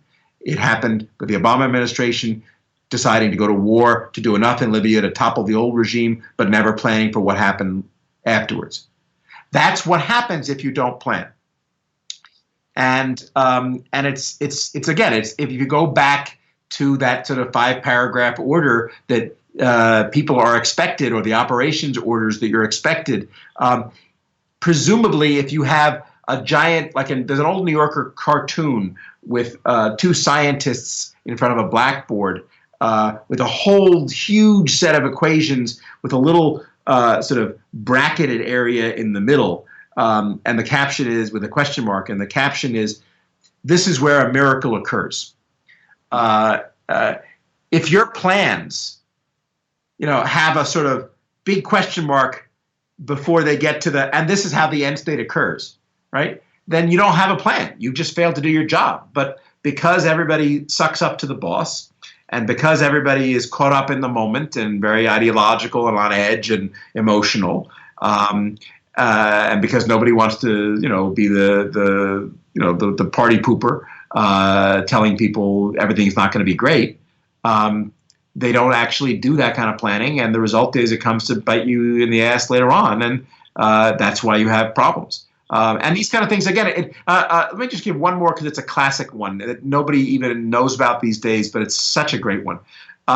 In Korea, so the first year in Korea, in the Korean War, pretty much everybody knows is this very dramatic back and forth, up and down the Korean peninsula, highlighted by these terrible tragedies and these great successes, and the Incheon and the Chinese entry and the Pusan perimeter and all this stuff. What people don't really recognize is that all stops after the first year, and that Korean armistice talks begin in the middle of the summer of 1951, and then they drag on for 2 years. And it seems crazy because all the things people know about Korea happen in the first year. And then there's like this 2-year period, and a hell of a lot of people die. A hell of a lot of blood and treasure is spilt. But so why did it take 2 years for the Korean armistice talks to basically ratify a settlement in place along lines that were already set in 1951? Well, the answer is about 6 months of that time. The first 6 months was kind of the usual routine stuff of armistice negotiations. What are the troops? Which troops are going to be allowed to be where? What are the borders going to look like afterwards? What are the resupply arrangements going to be like? Things like that. Fairly routine, standard, understandable concerns. But those are all pretty much resolved by the late winter of 1952. So what that means is you have another year and a half in which you're no longer fighting over who's going to win the war, because and you're no longer fighting, it's going to be a draw, and you're no longer fighting over the details of the final settlement, because that's going to be there. What you end up fighting over, and nobody actually realizes it because no one really wanted to admit it, and people today can't even believe it. The only thing that was contested from the spring of 1952 on was the disposition of foreign prisoners of war, Korean and Chinese prisoners of war, in UN hands. Basically, in the fall and winter of 1951-52, the Truman administration decided to grant enemy POWs in UN hands the right of asylum. And they did this for a few reasons. Partly as a kind of psychological warfare operation in the ongoing Cold War, because both Korea and China at this point were divided countries, and so having the enemy come over to Europe, to Chiang Kai-shek's Taiwan rather than Mao's China would be a good thing, or having them go to Syngman Rhee's Korea rather than Kim Jong-il's North Korea would be a good thing. But it's also a reaction against having to send prisoners back to the Russians. After World War II, the West sent a bunch of prisoners back, and they were treated horribly, sent to the Gulag. Some of them committed suicide rather than go back, and so forth. And so there was a feeling on the part of Truman and Atchison that we don't want to be party of anything that annoying again. That was really horrible. But they never actually bothered to ask themselves what the cost of the stance of offering prisoners repatriation will be. And the embassy in Korea is sending back information saying, guys, you have no idea what's going on. Don't do this. Don't do this. But they finally agree to it and then say, okay, we'll take a little vote among the prisoners to see who wants to go back. And since it'll only be a few people, that'll be fine. We'll get our good little thing. We'll feel good about ourselves, and the war will still be over. And because of terrible positions terrible conditions in POW camps in Korea. Abu Ghraib was just the latest. What was going on inside the prison camps in Korea in UN hands was arguably significantly worse. Wow. In a whole lot of ways. Totally sort of complete chaos in which the local, our allied officers were running the camps and letting the POWs police themselves. Terrible conditions. Anyway, in this kind of condition, the screening to ask them who wants to stay in the South or in Taiwan and who wants to go back, it goes off horribly. Vast numbers of the POWs decide they're going to want to take the offer of asylum. And what we do is we then have to go and present this to the Chinese and Koreans and say at the peace talks, by the way, a hell of a lot of the Chinese POWs and Korean POWs that you want back, we're not going to give you back because we've decided to give them the right to stay. And a lot of them have chosen to accept that right. Right. I think you said it was like 70%, if I'm not mistaken. It's something absurd. Crazy figure. And the Chinese go, what? And they cut off negotiations, and the war drags on for another year and several months. And this happens solely because the Truman administration put a condition on the settlement that they never priced out. They said to themselves, we don't like the idea of forcing enemy POWs to go back to a horrible country. That's actually a pretty decent thought to have. Sure. I mean, it's a little inconsistent with the fact that you're bombing dams and things and killing people indiscriminately, but it's a nice gesture. However, they never thought about what it would cost to get that and whether it would hold up the war. We remember the death camps on the Yalu. We remember the POWs being horribly mistreated by the North Koreans. All those people stayed in their camps, suffering what they had to suffer for another year and change, simply because bad planning led the Truman administration to enshrine as a goal something that it was going to be much more costly than it ever imagined.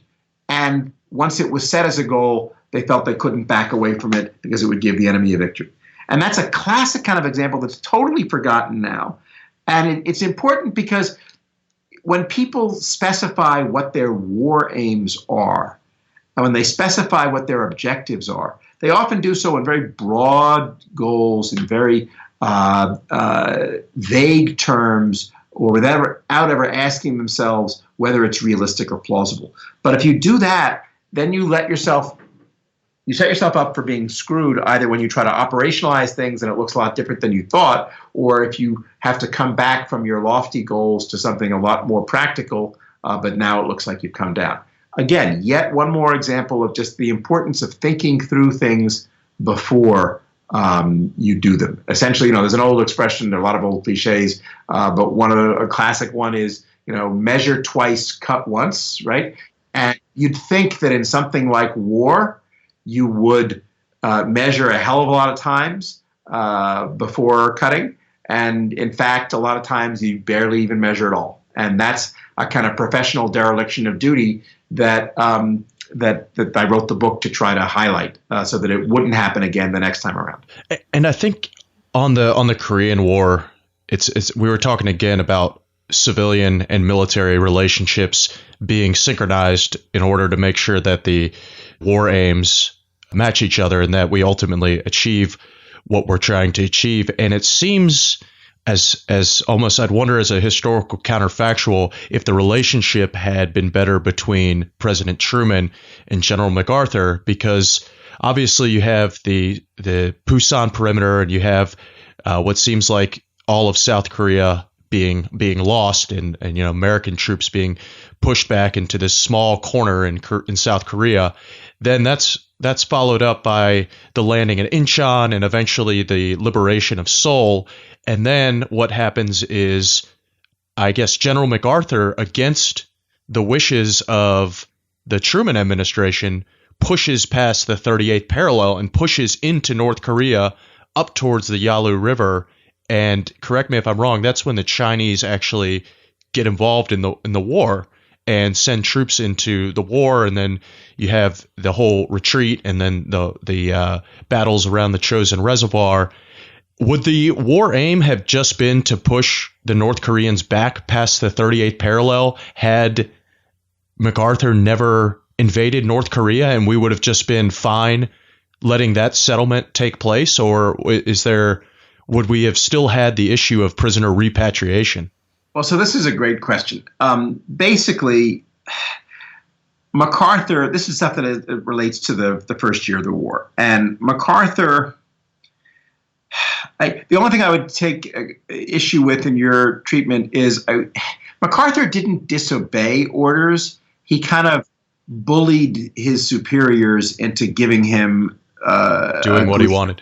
The yellow light. Okay. So the MacArthur definitely is rogue, but it's not fair to say that he was insubordinate. Insubordinate early on. He was insubordinate later, but he was not insubordinate earlier. And that was it's actually a great question. So this is a separate kind of question, but on this point, how do you tell whether something was a good idea or not? It's actually a very hard thing to do in retrospect. So take Incheon. Incheon was this landing to a protected port behind enemy lines that ultimately helped turn the tide of the Korean War, as you just said. Brilliant strategic move that allowed the U.S. forces to outflank the enemy and to create havoc and change the course of the war. However, it was a very risky operation, and most people looking at it said it would be crazy to try this because everything has to go right for it to succeed.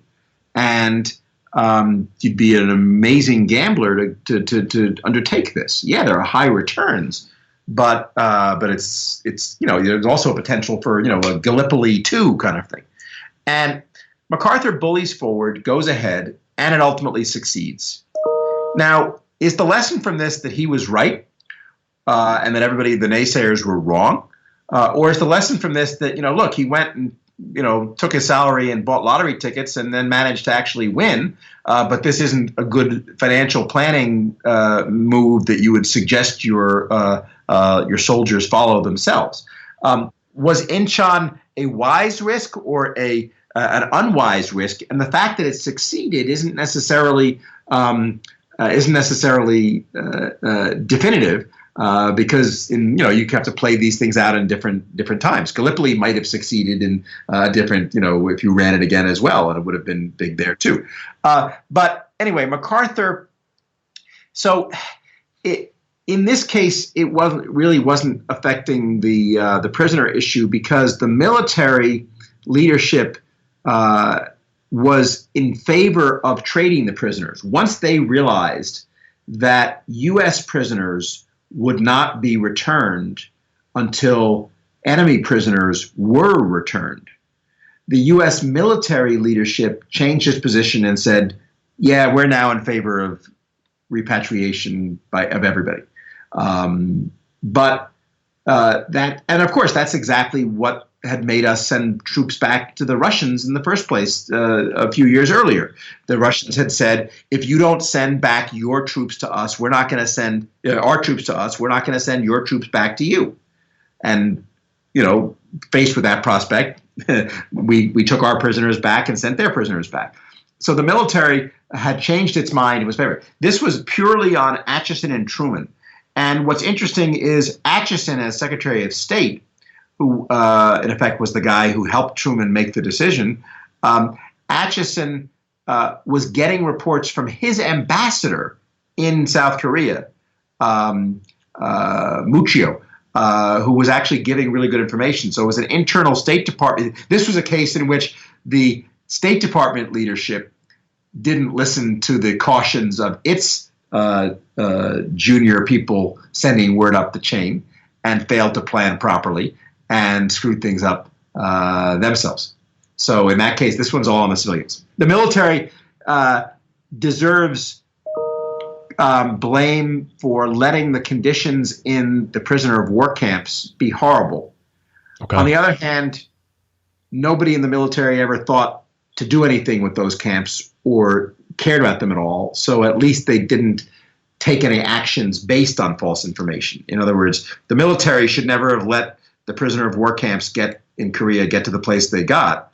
But it wouldn't have mattered if Acheson hadn't said, let's do a polling of the prisoners to see how many want to stay. Right. That doesn't happen often. Exactly.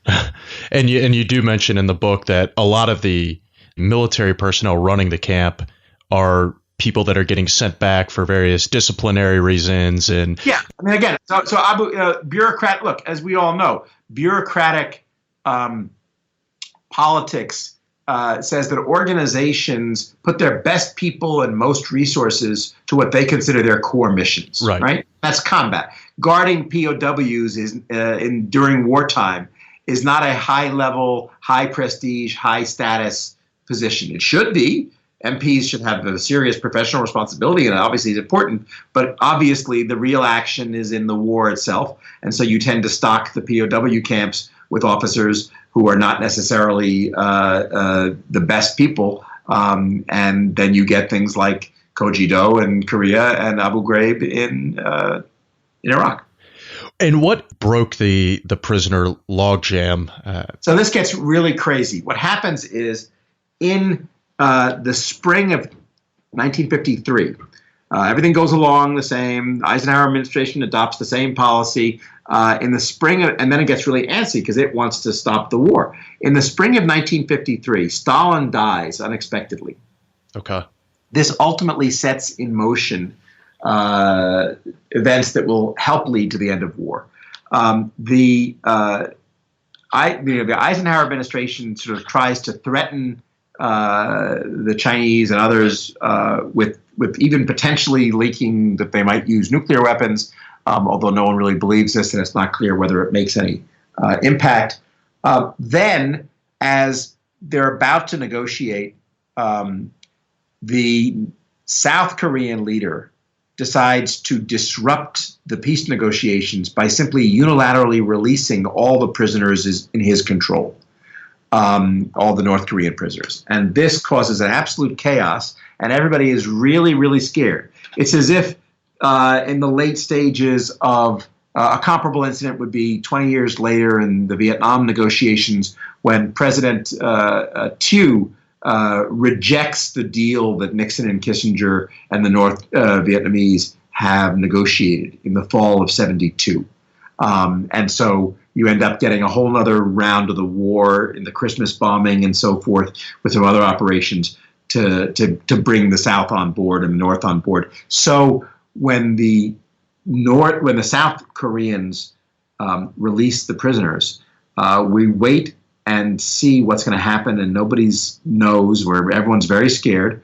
And it turns out the Chinese want to end the war too. So they basically say, look, Americans, we are going to punish this son of a bitch Syngman Rhee and these Koreans. So we're going to have a new offensive to fight these guys back and take some territory to punish them for releasing the prisoners. And we're going to expect you, your Americans, to vouch for their compliance with the deal that we sign ultimately, because we don't trust them anymore, obviously. So we're now counting on you to be responsible for your obnoxious little proxy. But if we do that, if you agree to be responsible for your proxy, your ally, and make sure he's not going to do anything like that again, and if you let us have another month or so of fighting in which we beat the crap out of them and teach them a lesson, then we will go ahead and sign the deal as well. And so everyone breathes out a sigh of relief. You ultimately get the deal, and then things stay exactly the same on the Korean Peninsula around 38th parallel for the next 70 years, or 60 years. To where we are today. To where we are today. Interesting. Each of these stories is incredible. Look, politics and war is such an amazing thing. Everybody's stories that everybody knows are usually from the heroic military parts of war, or skullduggery and espionage or things like that. But in fact, these kind of policy questions have a real logic and interest all their own in ways that are kind of cool when you start digging into them. So yeah, absolutely. So we had with the Korean War, as you mentioned, by 1951, there's the ability for an armistice to be signed and the war can end. It drags on for another roughly 2 years into 1953.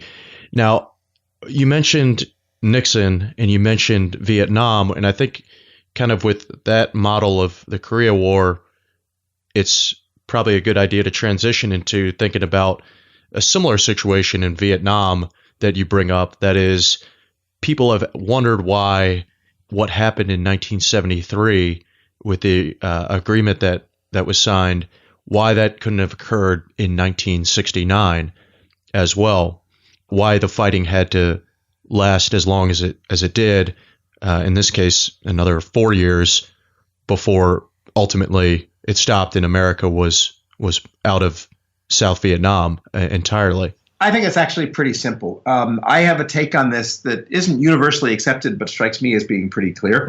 So let me just say it briefly. I obviously lay it out a lot more in the book, Vietnam. But so essentially, the United States is indeed looking for some sort of Korean-type settlement in Vietnam. The United States enters the Vietnam War not to achieve victory, but to prevent loss. The United States has an ally, South Vietnam, that it wants to see maintain itself in power. That ally is in trouble and is facing both internal subversion from guerrillas and external attack from regular North Vietnamese forces and guerrillas controlled by the North. So basically what happens in the early 60s is the North Vietnamese and their forces start beating the South Vietnamese and their forces. And we keep helping the South Vietnamese. And finally, in 64 and 65, we realize that unless we escalate our help, the South will lose. So we enter the war to help prevent the South's loss and its defeat. And we do that by helping the South, by helping them fight their enemies in the South, and by doing things like attacking and bombing the North. And our ultimate, but here's another classic example. Nobody ever says to themselves in 1964 or 65, how does this end? Okay. What they end up essentially saying, just like the people who planned the Gulf War, say, well, maybe it's possible that a mustachioed general will topple Saddam and maintain order in Iraq and still be able to work with us. So yeah, we'll just plan as if that's going to happen and that'll be the end game. So the people who plan Vietnam, and again, it sounds crazy, but this is actually what happens.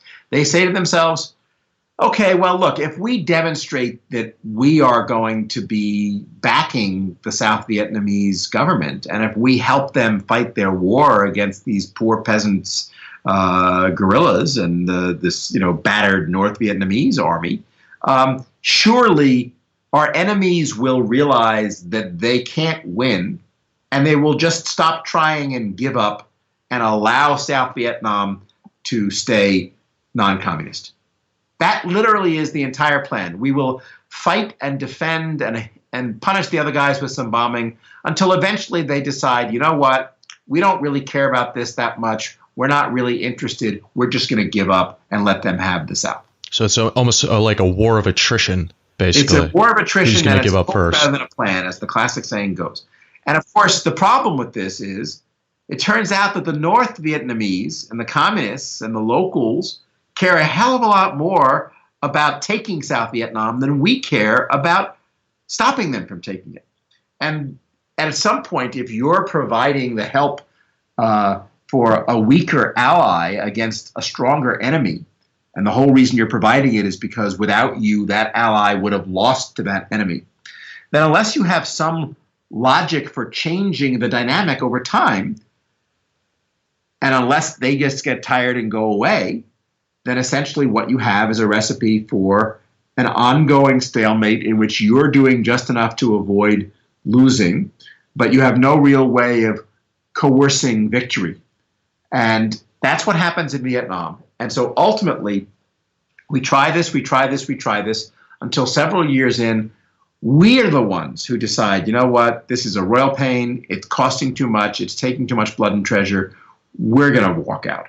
So at that point, in post-Tet, we essentially switch from expecting that they will just walk away and give up and let us negotiate a peace deal that keeps us there, to essentially wanting to do that ourselves and kind of desperately do so. So we start these peace negotiations, and it turns out that the enemy has a lot of patience, is pretty damn smart, and knows us and knows that we're essentially a wasting asset. There's an expression that it's come up in the Afghan War again, but it also happened in the Vietnam War, in which a local says to the Americans, "You may have all the watches, but we have the time." Wow. Okay. And it's a really kind of biting kind of thing because, look, you're playing on our turf. You don't want to be here. We'll just wait you out. And that's essentially what the North does. And we finally say, okay, look, we want to go. Let's craft a deal that allows our guys to stay in place after we leave. And we'll promise we'll leave now. But if you'll just let our guys do that. The North Vietnamese basically say, that's not good enough. You have to actually deliver the South to us. You have to topple your ally, stab your proxy in the back, and create a situation that we're obviously going to take over ourselves the next day. And then we'll let you out and we'll let you walk away. And we said, that's the deal on offer in 69. Okay, that's why we don't get it. And we say no.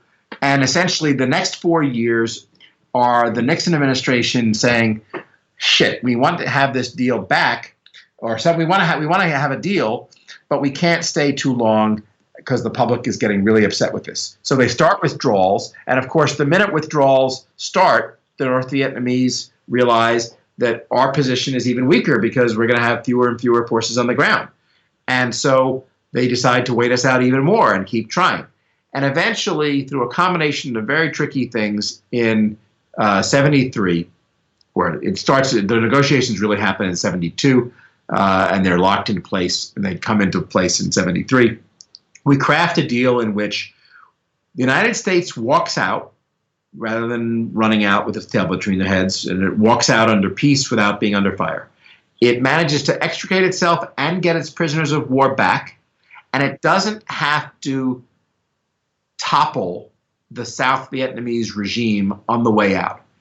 We create a situation in which the future of South Vietnam becomes up for grabs, and while we tiptoe out. It's sort of like a Jenga game in which we pull our stick out and hope that the rest of the country will sort of stay together. And there's a chance at that.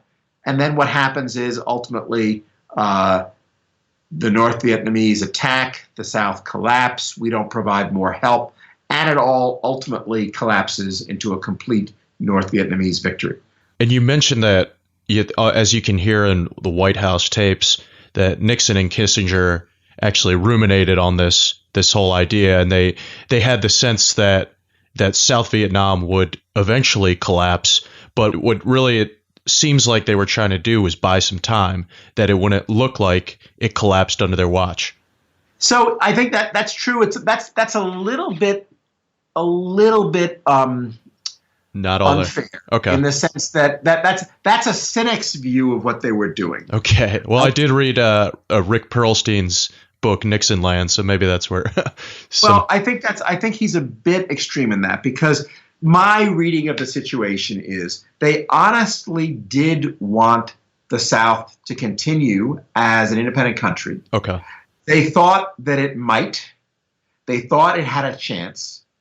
And they fought really, really hard to give it that chance. I mean, look, the main difference between the settlement in 69 and the settlement in 73 is that the settlement in 69 was essentially deliver South Vietnam to us in a condition in which what ultimately happens in 73 effectively happens in the next few weeks and months. And, sorry, what happens in 75 happens right away. You could have gotten 75 in 69 just by agreeing to the terms. What they got in 73 and what they were concerned to fight so much was for, you can say it wasn't worth it, but you can't say they weren't actually being serious. What they were fighting for was the chance for the South to be able to protect itself. Okay. And I think they actually did give them that. So nobody actually expected 75 to occur as quickly and as easily as it actually did. You actually expected there to be a lot more fighting. Nobody expected Watergate to blow up the way it did and have Congress completely ban any further aid to the South Vietnamese in a way that helped doom them in the event. So it was the embryo of the collapse of South Vietnam and the North Vietnamese full victory was indeed there in the 1973 deal. But it wasn't always predetermined that that's the outcome that would happen. It was a possibility, but not a definitive necessity. Okay. Yeah. And again, as a interesting. And by the way, given that, and the reason it's important to stress that is once you've made terrible mistakes on the way in, it's very hard to right them after the fact. So if you're the Nixon administration gets a ton of the blame for Vietnam, obviously, in history books and in other kinds of things. But the fact is that they're a little bit like, Paul Bremer or, the sort of the second term Bush people coming in, right? In the sense that the people who got us into Vietnam in the early and middle 60s to the point where we had several 100,000 troops with no clear strategy for victory and no sustainable plan for how to move forward. Those are the people who deserve the opprobrium for a defeat in Vietnam. What Nixon and Kissinger did, and not everybody thinks this, but I do, what Nixon and Kissinger did was very cold-blooded and very problematic in certain respects around the edges and some of the aspects of what they did. But by and large, displayed a hell of a lot more strategic sense and a hell of a lot more careful planning than the Johnson administration had before then. They were given a very, very bad hand. And so I don't actually think that it's fair to, I think Nixon and Kissinger did about as good with the extrication from Vietnam as anybody else would have done, and a hell of a lot better than most would have. And so I'm not saying it was a success, but I'm saying that the plan for how you could have closed out the Vietnam War better, given what the Johnson administration bequeathed to its successor, I have yet to see that. It's funny. There's a great historian at first at Cornell, then at Harvard, who has written extensively about Vietnam and has written books about the origin of the war and about the negotiation to get in, and it's actually it's funny. His name is Fred Logevall, and he's done these wonderful books on the prehistory of the war and the getting American entry into the war. He thinks, he's my favorite historian of Vietnam, and he thinks that my take may be a little too generous, that it was possible for the Nixon people to have gotten out earlier and better without some of the downside.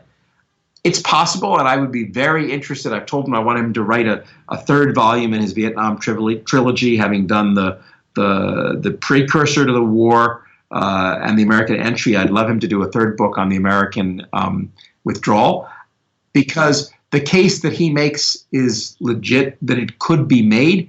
I have yet to see anybody, however, make it convincingly. So all the people who say we could have gotten 73 and 69, so it was all worthless what they did after that, are wrong unless they mean we could have gotten 75 in 69, and I'm happy with that. Interesting. And if they're not happy with that, then they don't have an answer. And so Nixon and Kissinger are like Petraeus and Crocker, They're a very smart, very serious team brought in to try to fix a situation that was set in motion in a stupid manner by people who didn't take their job seriously, leaving much tougher jobs for the better people who came in to try and clean up the mess. Interesting. And on Vietnam, so to get in the military aspect of it, which I think is important, obviously the military studies it very closely because you have some things like the beginning of urban warfare with something like Hue City, and then counterinsurgency. This is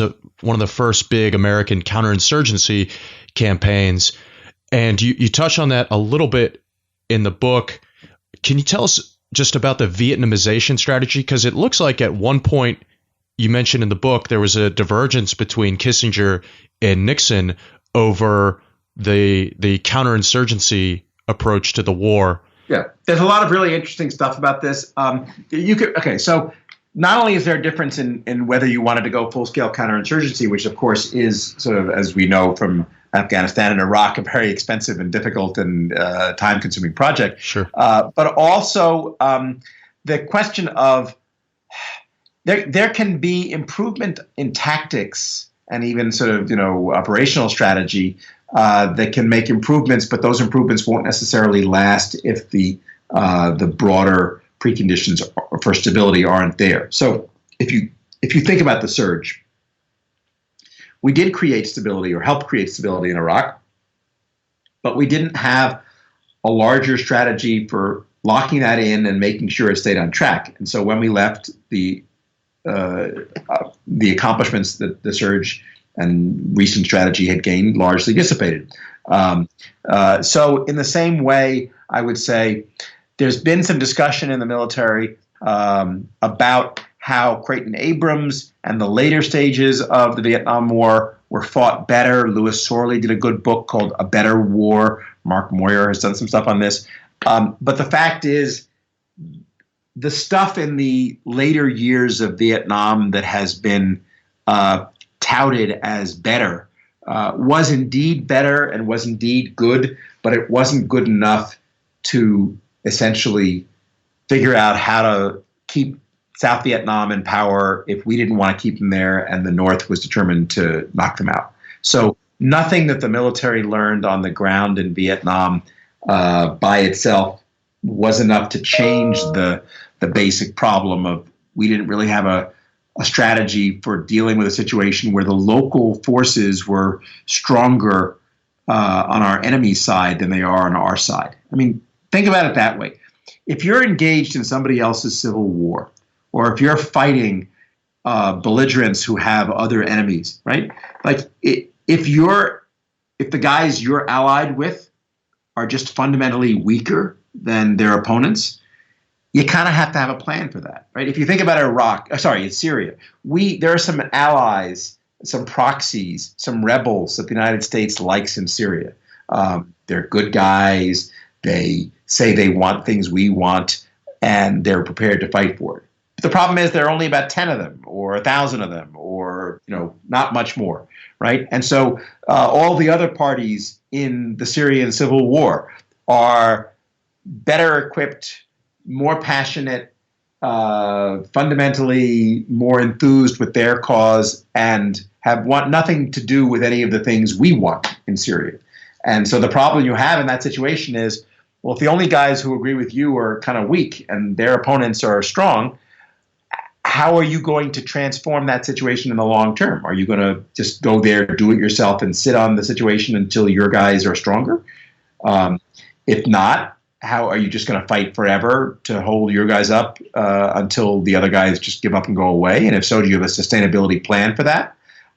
Or do you say, gee, this isn't a fight we want to be engaged in. I'm really sorry, guys, but we're not here anymore. Those are the kind of tough questions that wars involve. And, asking them up front, people tend to go in to the wars without asking themselves the toughest questions, when it's in fact precisely those tough questions that should be confronted early, so that you can design a plan. Think about it this way. And let me just conclude with one thing on military planning. People have said, well, how would you do things differently? And I would say, well, the very way the simplest change that you could make would be to reverse the sequence of numbers in the planning process. If you think about phase 4, right, the stability operations that were supposedly going to follow the Iraq war to create the plans to create stability in the country after the military victory. It was obvious that that was going to be stiff. Nobody in the world has ever gotten to the 4th item on a to-do list. And so by saying, 1 is this, 2 is this, 3 is that, and then 4, we'll deal with that later, right?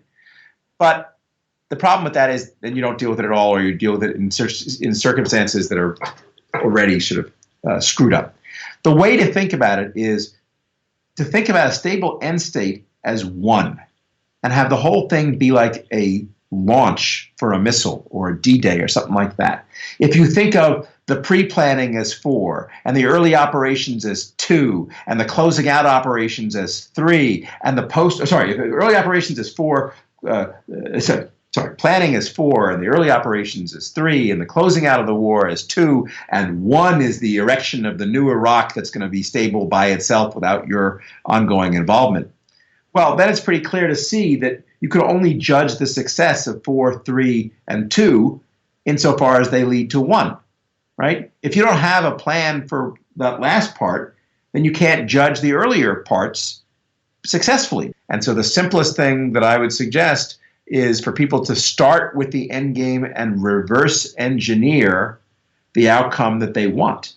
And by doing it that way, you get you think about planning the proper way. It's not we do this, we do this, we do this, we do this, and it leads to that. It's we want to end up here. What do we have to do between now and then in order to end up here? And you do that by reverse engineering the ingredients of that final situation and making sure that you have planned to accomplish them along the way. So that situation is what ultimately emerges. Very good. Well, Mr. Rose, I do want to be cognizant of your time here. And I know we're coming up a little past 2 hours. So is there anything else you want to talk about in the book that you think is worth highlighting or bringing up? Or I just want to say that I'll tell you, this is the last thing I'd say is about professionalism. So, as I did these cases and I saw how people behaved, and I saw people making incredibly important decisions very casually, and it really pissed me off. And I wondered, how could they do that? And then it occurred to me, we do that all the time in our lives.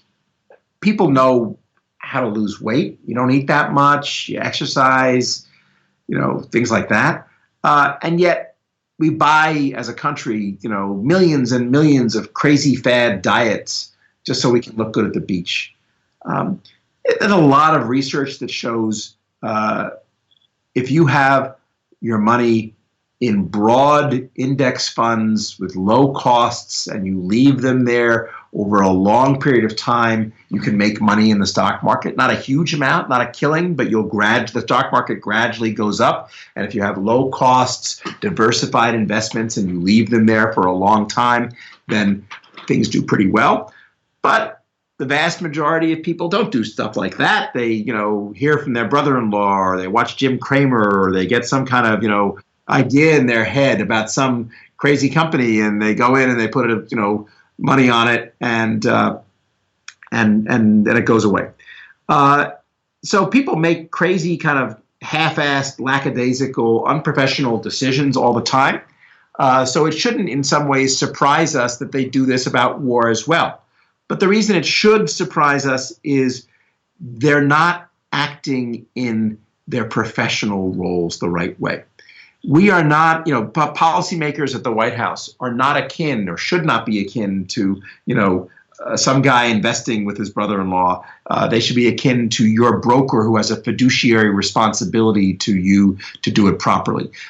People in the White House making decisions about war are not like somebody trying to diet to get in shape for the beach in the summer. They're like the Surgeon General.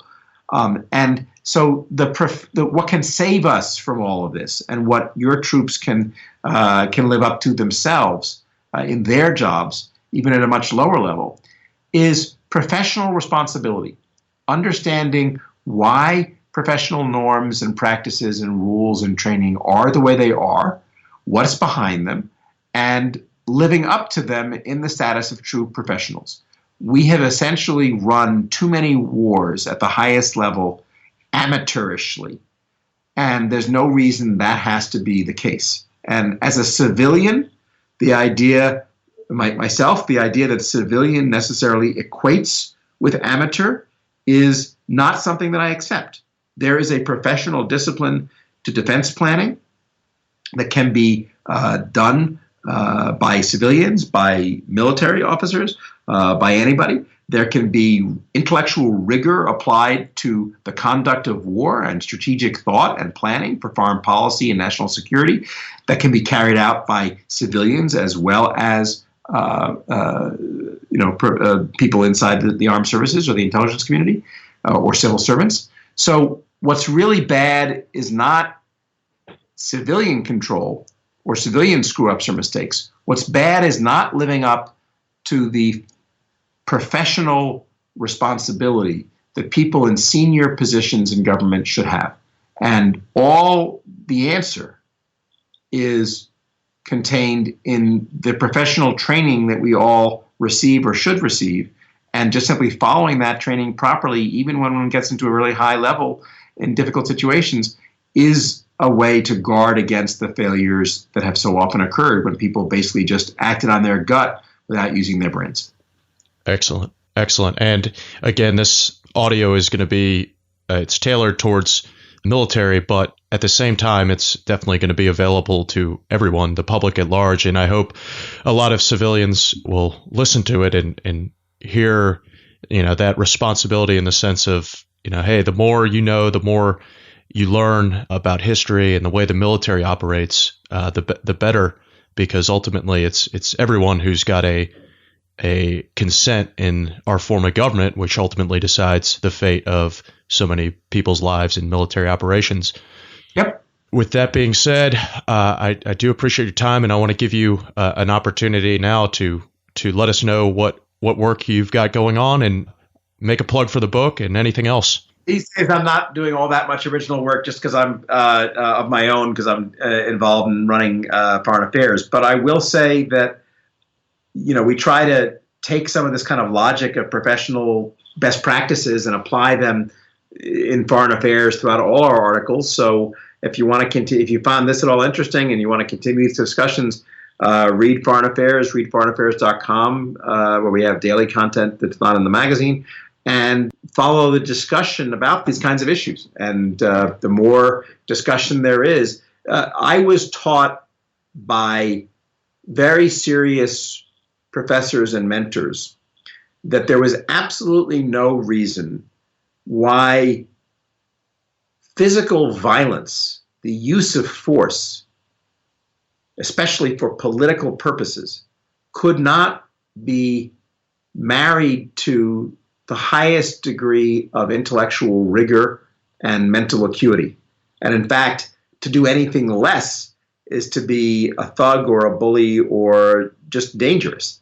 And the challenge is how to apply intelligence and wisdom to military and security affairs so that the best results can be achieved and the worst results can be avoided. And that's an ongoing challenge that we're all trying to do.